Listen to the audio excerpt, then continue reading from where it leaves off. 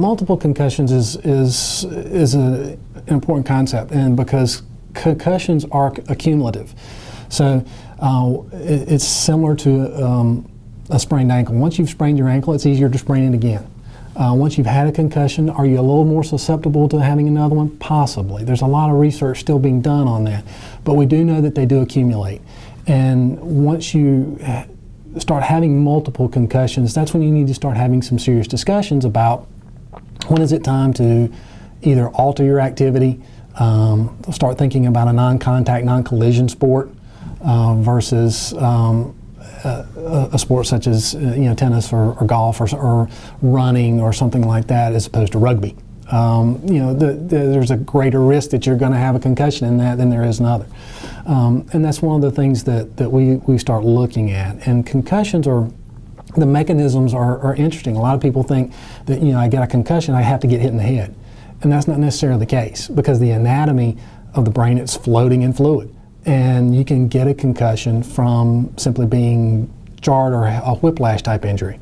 One of the things that we watch for when we return players to play is a second impact syndrome, which is we return the player to play. They don't necessarily get hit in the head, but they take a hard contact and it reproduces the symptoms. So second impact is another way or another issue that we wind up looking at a lot.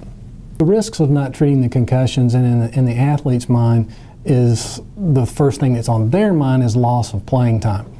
And in actuality, if you can get them to understand that we can actually decrease your playing time by you telling me that you have a concussion earlier so that I can remove you from play, we can decrease the amount of injury that we have going on and decrease the amount of time that it takes for those symptoms to clear. I can probably get you back to play sooner than if you hide those symptoms or are quite honest with me because you're competitive, you want to play, you want to stay out there, and now it takes me 2 weeks to get you to return to play, whereas I might could have gotten you back in a week if you'd let me know sooner. And that's the biggest injury. I mean, there's a lot of severe things that can happen with brain trauma because there's a lot of complications that can get very, very serious. But the biggest complication is the amount of time that it takes for those symptoms to clear up. The longer it takes, the longer you go without reporting it, and the more you're active while you're doing it, the longer it may take for that to clear up. And each case is individual. You may have someone that has a similar trauma that it may take this individual longer than it takes another individual.